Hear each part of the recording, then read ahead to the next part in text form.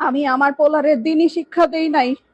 আমি আমার পোলারে বড় করণের লাইগা খালি পড়ালেখাই করাইছি, দিনই শিক্ষা দেই নাই, আখলাকের শিক্ষা দেই নাই। 10-12টা কোচিং করাইছি, টিচার রেখা পড়াইছি, স্কুলে নিছি, মাদ্রাসায় নেই নাই, কোরআনের শিক্ষা তারে দেই নাই।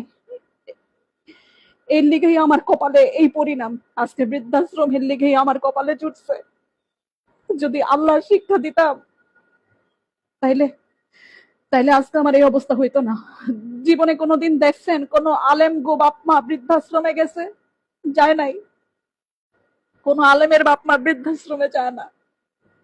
যায় আমগো মতো যারা বাপ মা স্বশিক্ষায় শিক্ষিত কইরা উচ্চতর ডিগ্রি দেই, তাগো পোলাপানরাই এক সময় বড় হইয়া চক্ষু ফুইটা যায়।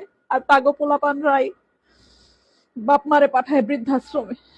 আর নাইলে সুদূরে গিয়া বইসা থাকে, বাপ মার খেয়াল রাখে না, খালি নিজেরটা বুঝে। এটা একটা মায়ের আর্তনাদ, একটা মায়ের কথা। আপনারা এই ভুল করেন না যে ভুল আমি করছি।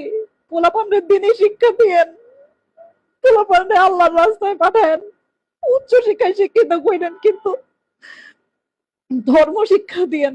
ধর্ম শিক্ষা না দিলে পোলাপান কোনোদিন বাপ মার মর্যাদা বুঝে না, কোনোদিনও বুঝে না। মনে রাখেন।